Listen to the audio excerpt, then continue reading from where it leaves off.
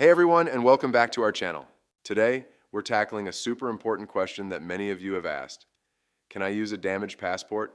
It's a valid concern, especially if you've had a little accident with your travel document. So, let's get right into it. The short answer is, probably not, if the damage is significant. Here's the deal. A significantly damaged passport will absolutely need to be replaced.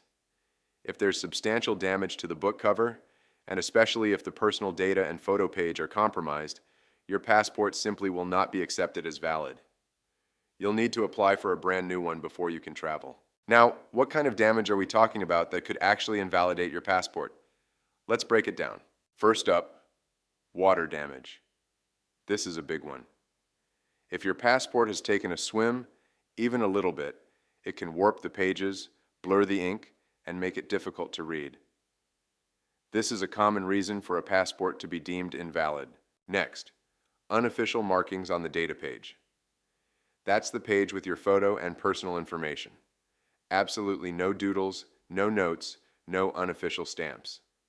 This page needs to be pristine. Then, we have significant tears.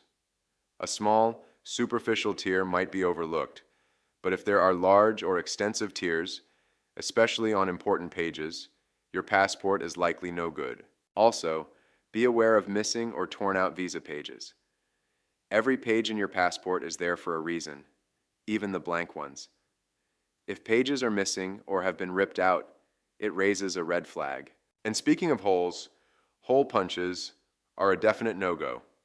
You might think it's a good way to organize things, but for a passport, it's a sign of tampering. Finally, watch out for cut-off corners or sections of the book covers.